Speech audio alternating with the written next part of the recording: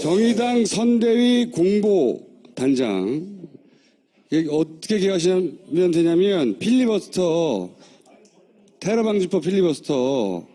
그래서 은수미 의원을 기록을 깨지 않기 위해서 일부러 내려왔던, 기억나세요? 진보 핸섬 젠틀맨. 그리고 테러방지 딱 끝나고 나서 내려오자마자 그 심상정 대표가 이렇게 끌어안았어요. 그런데 심상정만 좋아하는 것 같은. 자, 박원석 선수를 모시겠습니다.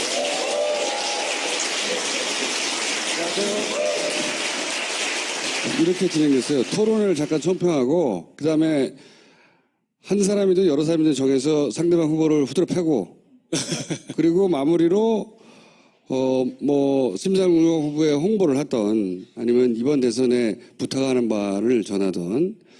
우선은 방금 전에 앞에 패널 얘기하는 거 제가 한참 들었는데요.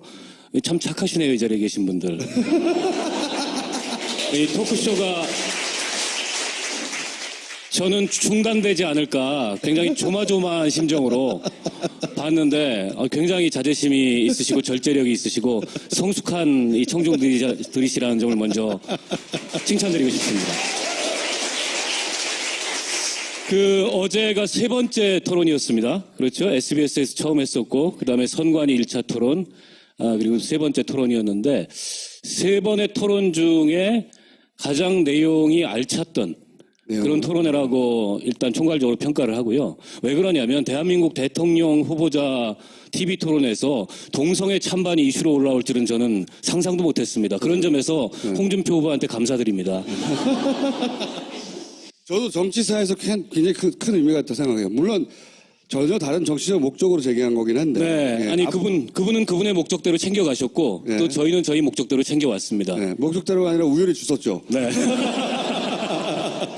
심 후보가 세 번의 토론을 거치면서 토론을 잘했다 이런 평가를 대체로 받고 있어서 당에서는 굉장히 고무적인데 실은 놀라운 일은 아닙니다. 왜냐하면 진보정당의 당 운영이라는 게 늘 그런 정도의 강도를 가지고 내부에서도 논쟁과 토론을 하기 때문에 심 후보를 이렇게 토론에 보낼 때 제가 참고로 TV 토론 준비 단장입니다.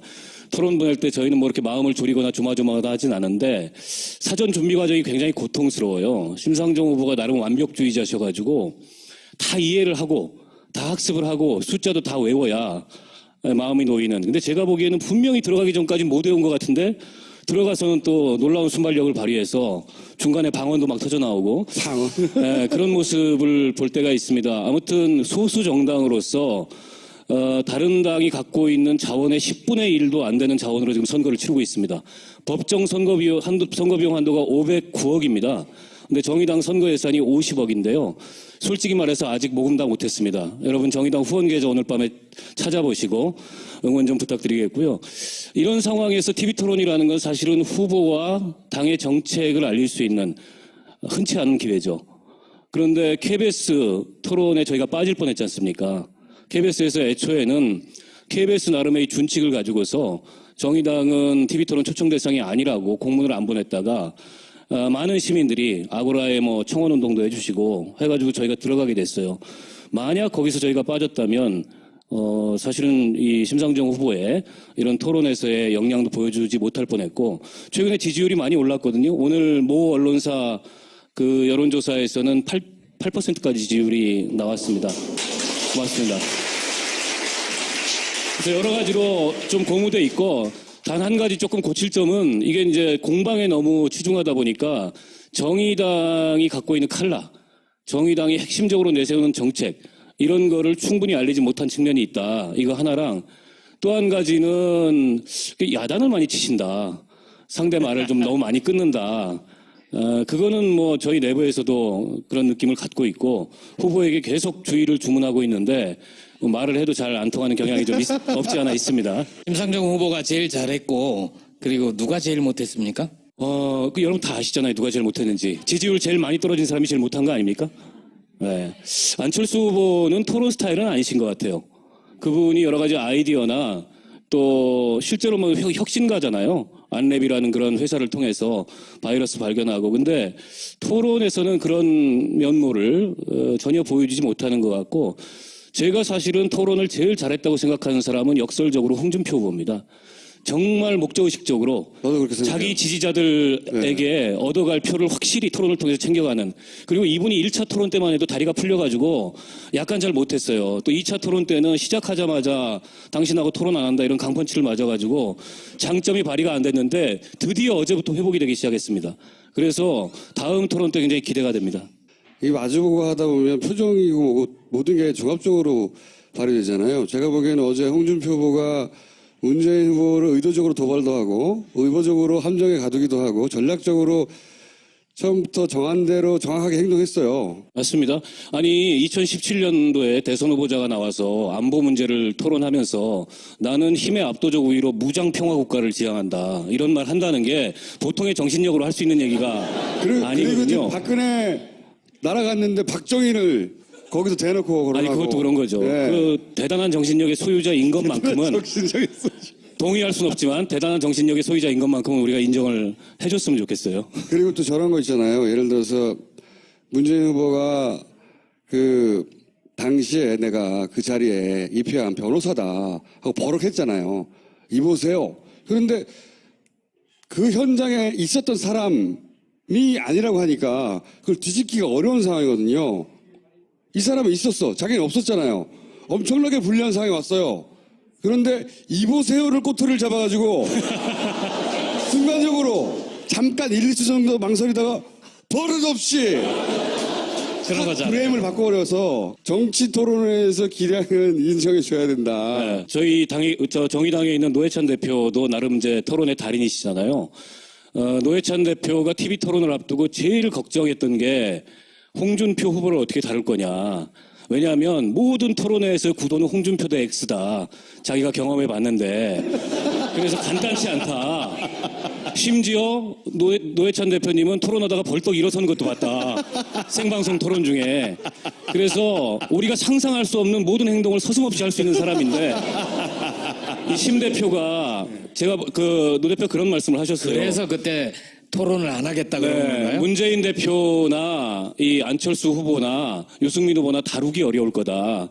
홍준표 후보를 그나마 조금 다룰 가능성이 있는 사람이 심 후보인데 만반의 준비를 해야 된다. 이런 조언을 해 주셨는데 제가 어제 보니까 이제 앞으로 남은 한 3번의 토론회에서는 정말 무슨 일이 일어날지 모르겠구나.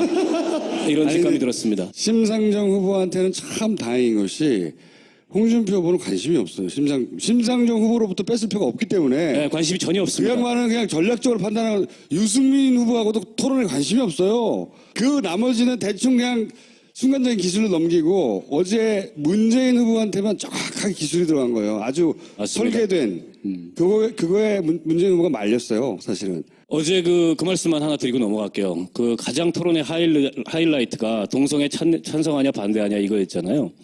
근데 문재인 후보가 갑작스럽게 질문을 받아가지고 페이스를 잃었습니다. 그거에 대한 정치적으로 올바른 답은 이제 심상정 후보가 한 답이에요. 동성애는 찬반의 문제가 아니다. 인권의 문제다. 이러고 아무리 물고 늘어져도 그 말을 계속 반복했으면 되는 겁니다. 근데 얼떨결에 푹 찔리니까 반대합니다. 이렇게 얘기를 하고 군대 내에서 이러저러한데 뭐합니까? 반대합니다. 이렇게 된 겁니다. 제도의 문제와 소수자 인권의 문제가 막 뒤엉켜서 막 발언이 됐어요. 근데 다음번에 기회가 있을 수 있는데 그 잘 정리를 문재인 후보가 하셔야 된다고 생각해요. 왜냐하면 어느 누군가에는 그런 말이 자기 존재를 부정당하는 겁니다. 심지어 오늘 성소수자들의 기습 시위까지 있었어요. 지금 온라인에서 보면 문 후보의 어제 그 토론 내용을 두고 비판하는 쪽과 또 그것을 쉴드 치는 쪽과 막 치열한데 이 문제는 저는 그렇게 생각해요. 이 다른 문제도 아니고 인권의 문제고 기본권의 문제고 또 이분이 인권 변호사셨잖아요. 그리고 다음 정부가 적어도 인권에 대해서 어떤 정책을 취할 수 있겠구나라는 것을 가늠할 수 있는 그런 사안이기 때문에 기회가 있다면 다음 토론회에서도 이 문제에 대해서 좀 뚜렷한 해명이 필요합니다. 어쨌든 본인의 정치적 정체성이나 논리적 완결성에서 분명히 정리해야 되는데 지금 참 아이러니하는 건 말이죠. 저는 이게 정치공학적으로 계산하면 문재인 후보한테 플러스가 됐어요. 이게 아이러니인 거예요. 보수 진영 내에서 문재인 후보가 얼마나 좋은 진보적인 후보인가, 그걸 자기가 어떻게 정리할 것인가, 이 문제는 남아있지만, 우리가 가지고 있는 이제 뭐랄까요, 동성애 문제에 대한 보수성, 우리 사회에. 그 자체는 문제인데, 그것이 만들고 있는 표로 계산해보면, 이걸로 인해서 잃게 되는 표와, 이걸로 해서 아무도 의도하지 않았어요. 그냥 정치공학적으로 해설하자면, 엉뚱하게 이제 진보 진영 내에서 공방이 이루어지고 있는데, 이건 원래 그걸 확 주워가지고 대형교회에서 아마 대형으로 뿌렸을 거거든요. 그러려고 했는데 안 떨어져서 감히. 저희가 주워가지고 진보 진영에 덮이고 있습니다. 그런데 어쨌든 플러스 마이너스 표 계산을 하면 교회에서 문재인, 그러니까 예를 들어서 천주교나 개신교에서 문재인 후보가 이거에 대해서 보수적이네 해서 슬금슬금 이런 표도 있어요. 전혀 별개 예산인데 문재인 빨갱이 아니네 이러면서 다시 그러니까요. 이게 정치공학으로 따지면 홍준표 후보가 문재인 후보를 위기에 빠뜨린 것도 있지만 정치공학적으로 거꾸로 도와준 것도 있는 희한한. 1차 토론 끝나고 나서 심상정 후보가 너무 문재인 후보를 몰아세웠다. 이래가지고 다음날 정의당사로 항의 전화가 1000통쯤 왔습니다. 거짓말 아니에요. 저희 당직자는 잠깐 자리 비웠더니 40통이 찍혀있더라. 뭐 이런 정도였어요. 근데 그거를 저는 그 문재인 후보 지지자들께서 자세히 생각해 보시면 나쁜 게 아닙니다. 국가보안법으로 심상정한테 왼쪽에서 얻어맞고 복지재정 문제로 왼쪽에서 얻어맞는 게 중도 입지를 강화시켜 주는 거예요. 정치공학적으로만 보면. 그래서 안철수 후보의 입지를 뺏은 겁니다. 그래서 2강 구도에서 1강 1중 내지는 뭐 중인지 모르겠는데 앞으로 더 처질 것 같은데 이런 구도로 TV 토론을 통해서 완벽한 전환이 이루어졌다. 이건 물론 안철수 후보의 실수도 있지만 그 TV 토론 석상에서의 이 공방의 구도가 그렇게 만들어진 측면이 있기 때문에 너무 심상정 후보가 왼쪽에서 문재인 후보를 세게 민다는 거에 대해서 그 서운해하시지 않으셔도 근데 되고요. 여기서 또 함정은 심상정 후보는 그걸 해주려고 그런 건 아니거든요.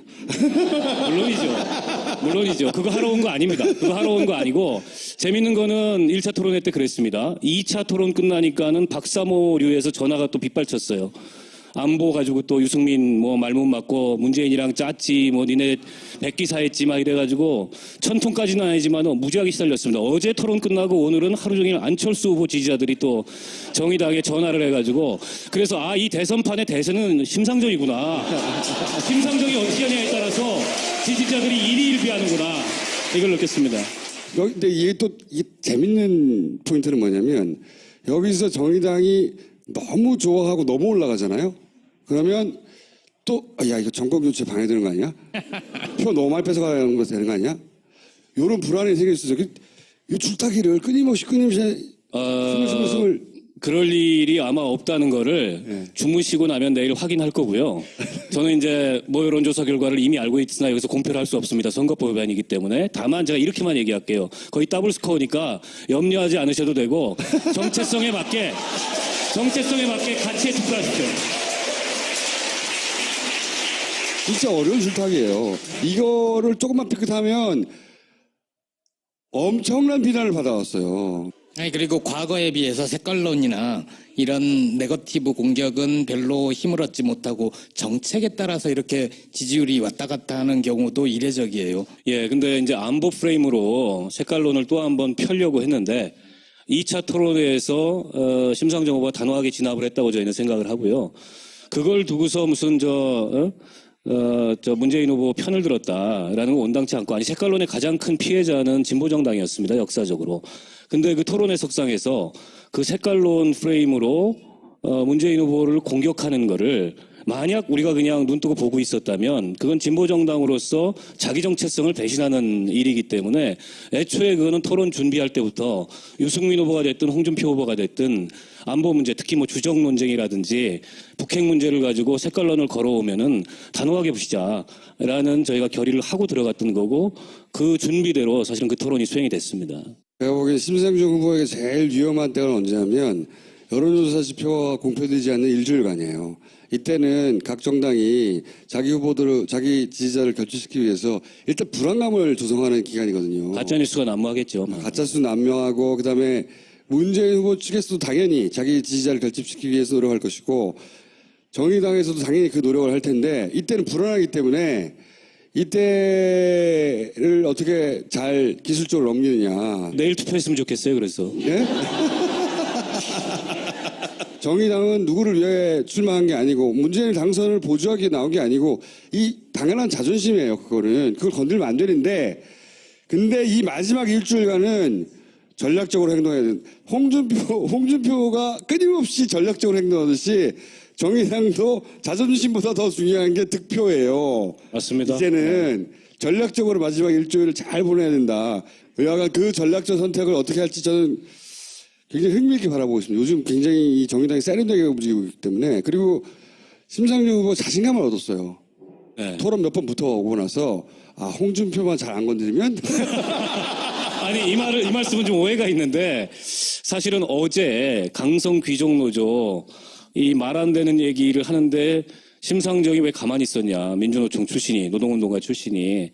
근데 이제 바로 그 전 토론회에서 시간을 다 썼지 않나 그리고 토론을 안 한다. 홍준표하고는 토론 안 한다. 이걸 그어놨는데 그날 끼어들까 말까 사실은 내심 고민하셨대요. 이제 끝나고 물어봤습니다. 안 띄어진 게 잘하셨어요. 예, 근데 너무 하고 싶은 얘기가 많아가지고 이 사람하고도 저 사람하고도 그러다 놓친 거예요. 근데 이제 다음번 선관위 2차 토론은 형식이 홍준표를 피할 수가 없게 돼 있습니다. 돌아가면서 1대1이에요. 그래서 어제 참았던 분노를 다음번 토론에서 마음껏 펼치겠습니다.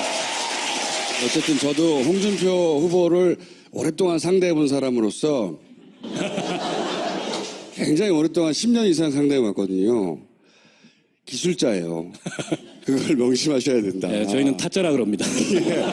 기술자가 확실하고 그때 만약에 심상정 후보가 홍준표 후보를 확실히 제압한다. 이번 대선에서 목표 두 자릿수 득표인데 제가 보기엔 그것도 가능하다 봐요. 그때 확실히 제압하면. 네. 노회찬 대표가 이 토론의 달인인데 그 양반도 맨날 하던 얘기가 있어요. 조심해야 된다. 홍준표 조심해야 된다. 저하고도 항상 그 얘기해도 홍준표는 조심해야 된다. 유시민 만나보세요. 홍준표는 조심해야 된다. 박지원 물어보세요. 홍준표는 조심해야 된다.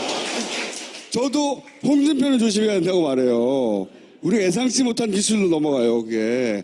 조심하셔야 된다. 자, 그러면 앞으로 남은 전략은 어떻게 됩니까? 일단 뭐 두 자릿수 목표를 향해서 저희가 아주 일관되게 갈 거고요.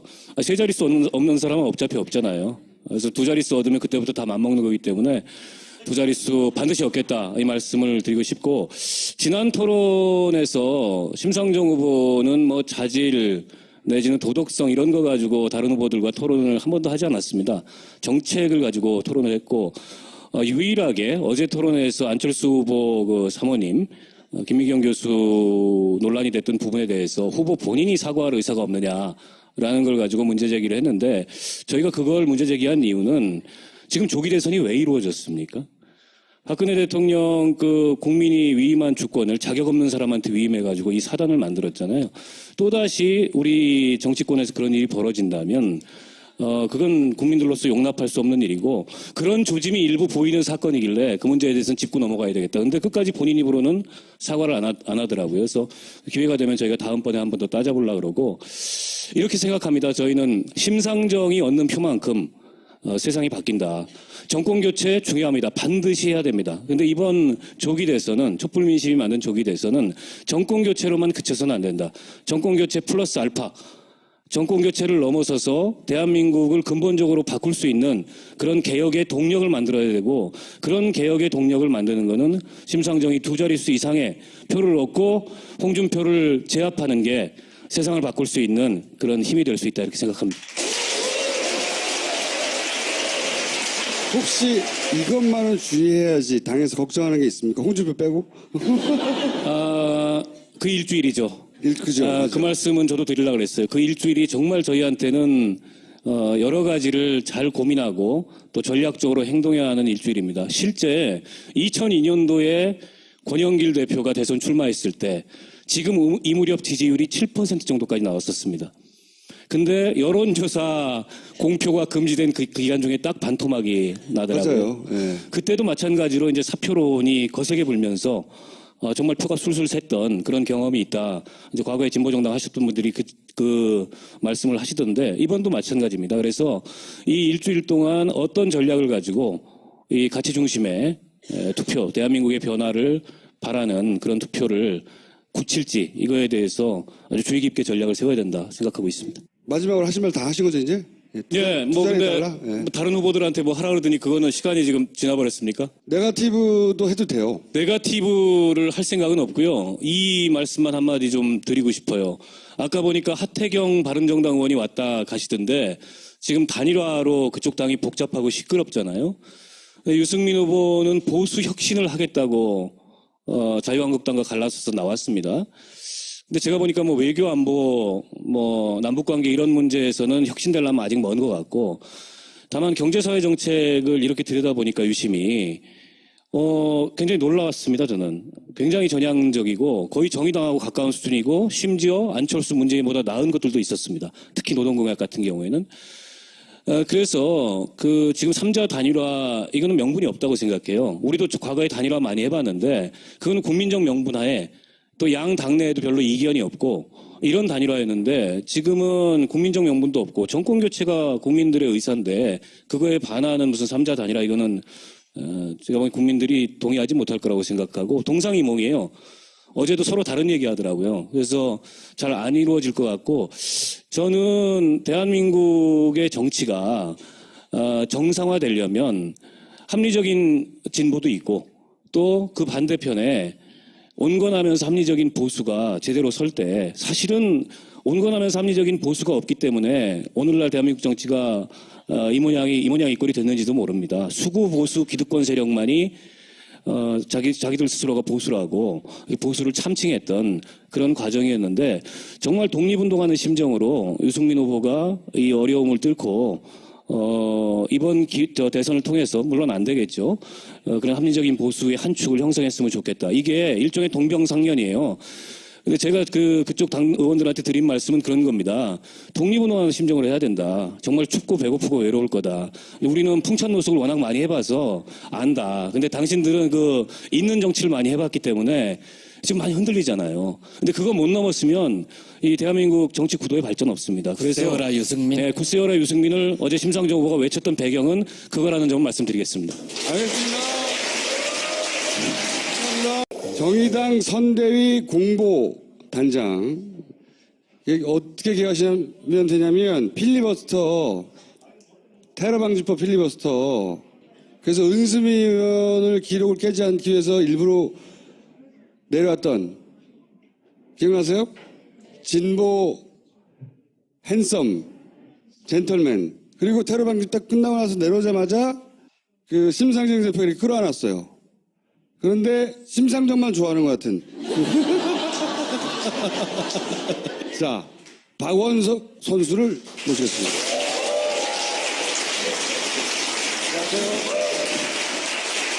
이렇게 진행됐어요. 토론을 잠깐 총평하고 그다음에 한 사람이든 여러 사람이든 정해서 상대방 후보를 후드려 패고 그리고 마무리로 심상정 후보의 홍보를 하던 아니면 이번 대선에 부탁하는 바를 전하던. 우선은 방금 전에 앞에 패널 얘기하는 거 제가 한참 들었는데요. 참 착하시네요, 이 자리에 계신 분들. 이 토크쇼가 저는 중단되지 않을까 굉장히 조마조마한 심정으로 봤는데 굉장히 자제심이 있으시고 절제력이 있으시고 성숙한 이 청중들이시라는 점을 먼저 칭찬드립니다. 가두기도 하고 전략적으로 처음부터 정한 대로 정확하게 행동했어요. 맞습니다. 아니 2017년도에 대선 후보자가 나와서 안보 문제를 토론하면서 나는 힘의 압도적 우위로 무장 평화 국가를 지향한다 이런 말 한다는 게 보통의 정신력으로 할 수 있는 얘기가 그리고 아니거든요. 지금 박근혜 날아갔는데 박정희를 거기서 대놓고 거론하고. 아니 그것도 그런 거죠. 네. 대단한 정신력의 소유자인 것만큼은 정신적이었어. 동의할 수는 없지만 대단한 정신력의 소유자인 것만큼은 우리가 인정을 해줬으면 좋겠어요. 그리고 또 저런 거 있잖아요. 예를 들어서 문재인 후보가 당시에 내가 그 자리에 입회한 변호사다 하고 버럭했잖아요. 이보세요. 그런데 그 현장에 있었던 사람이 아니라고 하니까 그걸 뒤집기가 어려운 상황이거든요. 이 사람은 있었어. 자기는 없었잖아요. 엄청나게 불리한 상황이 왔어요. 그런데 이보세요를 꼬투리를 잡아가지고 순간적으로 잠깐 1, 2초 정도 망설이다가 버릇없이 그런 거잖아요. 프레임을 바꿔버려서 정치 토론회에서 기량은 인정해 줘야 된다. 네, 저희 정의당에 있는 노회찬 대표도 나름 이제 토론의 달인이시잖아요. 노회찬 대표가 TV 토론을 앞두고 제일 걱정했던 게 홍준표 후보를 어떻게 다룰 거냐. 왜냐하면 모든 토론회에서 구도는 홍준표 대 X다. 정의당이 핵심적으로 내세우는 정책 이런 거를 충분히 알리지 못한 측면이 있다. 이거 하나랑 또 한 가지는 야단을 많이 치신다. 상대 말을 좀 너무 많이 끊는다. 그거는 뭐 저희 내부에서도 그런 느낌을 갖고 있고 후보에게 계속 주의를 주문하고 있는데 뭐 말을 해도 잘 안 통하는 경향이 좀 없지 않아 있습니다. 심상정 후보가 제일 잘했고 그리고 누가 제일 못했습니까? 여러분 다 아시잖아요. 누가 제일 못했는지. 지지율 제일 많이 떨어진 사람이 제일 못한 거 아닙니까? 네. 안철수 후보는 토론 스타일은 아니신 것 같아요. 그분이 여러 가지 아이디어나 또 실제로 뭐 혁신가잖아요. 안랩이라는 그런 회사를 통해서 바이러스 발견하고. 근데 토론에서는 그런 면모를 전혀 보여주지 못하는 것 같고 제가 사실은 토론을 제일 잘했다고 생각하는 사람은 역설적으로 홍준표 후보입니다. 정말 목적의식적으로 저도 그렇게 생각해요. 자기 지지자들에게 얻어갈 표를 확실히 토론을 통해서 챙겨가는. 그리고 이분이 1차 토론 때만 해도 다리가 풀려가지고 약간 잘 못했어요. 또 2차 토론 때는 시작하자마자 당신하고 토론 안 한다 이런 강펀치를 맞아가지고 장점이 발휘가 안 됐는데 드디어 어제부터 회복이 되기 시작했습니다. 그래서 다음 토론 때 굉장히 기대가 됩니다. 이 마주보고 하다 보면 표정이고 뭐고 모든 게 종합적으로 발휘되잖아요. 제가 보기에는 어제 홍준표 후보가 문재인 후보를 의도적으로 도발도 하고 의도적으로 함정에 가셨습니다. 어제가 세 번째 토론이었습니다. 그렇죠. SBS에서 처음 했었고, 그 다음에 선관위 1차 토론, 그리고 세 번째 토론이었는데, 세 번의 토론 중에 가장 내용이 알찼던 그런 토론회라고 일단 총괄적으로 평가를 하고요. 왜 그러냐면 대한민국 대통령 후보자 TV 토론에서 동성애 찬반이 이슈로 올라올 줄은 저는 상상도 못했습니다. 그런 점에서 홍준표 후보한테 감사드립니다. 저도 정치사에서 굉장히 큰 의미가 있다고 생각해요. 물론 전혀 다른 정치적 목적으로 제기한 거긴 한데. 네, 예, 아니 그분은 그분의 목적대로 챙겨가셨고 네. 또 저희는 저희 목적대로 챙겨왔습니다. 예, 목적대로가 아니라 우연히 주셨죠. 네. 심 후보가 세 번의 토론을 거치면서 토론을 잘했다 이런 평가를 대체로 받고 있어서 당에서는 굉장히 고무적인데 네. 뭐 실은 놀라운 일은 아닙니다. 왜냐하면 진보정당의 당 운영이라는 게 늘 그런 정도의 강도를 가지고 내부에서도 논쟁과 토론을 하기 때문에 심 후보를 이렇게 토론에 보낼 때 제가 참고로 TV 토론 준비 단장입니다. 토론 보낼 때 저희는 뭐 이렇게 마음을 졸이거나 조마조마하다 하진 않은데 사전 준비 과정이 굉장히 고통스러워요. 심상정 후보가 나름 완벽주의자셔가지고 다 이해를 하고 다 학습을 하고 숫자도 다 외워야 마음이 놓이는. 근데 제가 보기에는 분명히 들어가기 전까지 못 외운 것 같은데 들어가서는 또 놀라운 순발력을 발휘해서 중간에 방언도 막 터져 나오고 방언. 네, 그런 모습을 볼 때가 있습니다. 아무튼 소수 정당으로서 다른 당이 갖고 있는 자원의 10분의 1도 안 되는 자원으로 지금 선거를 치르고 있습니다. 법정 선거비용 한도가 509억입니다. 근데 정의당 선거 예산이 50억인데요. 솔직히 말해서 아직 모금 다 못했습니다. 여러분 정의당 후원 계좌 오늘 밤에 찾아보시고 응원 좀 부탁드리겠고요. 이런 상황에서 TV 토론이라는 건 사실은 후보와 당의 정책을 알릴 수 있는 흔치 않은 기회죠. 그런데 KBS 토론에 저희가 빠질 뻔했지 않습니까? KBS에서 애초에는 KBS 나름의 이 준칙을 가지고서 정의당은 TV 토론 초청 대상이 아니라고 공문을 안 보냈다가 많은 시민들이 아고라에 뭐 청원 운동도 해주시고 해가지고 저희가 들어가게 됐어요. 만약 거기서 저희가 빠졌다면 사실은 이 심상정 후보의 이런 토론에서의 역량도 보여주지 못할 뻔했고 최근에 지지율이 많이 올랐거든요. 오늘 모 언론사 그 여론조사에서는 8%까지 지지율이 나왔습니다. 고맙습니다. 그래서 여러 가지로 좀 고무돼 있고 단 한 가지 조금 고칠 점은 이게 이제 공방에 너무 치중하다 보니까 정의당이 갖고 있는 칼라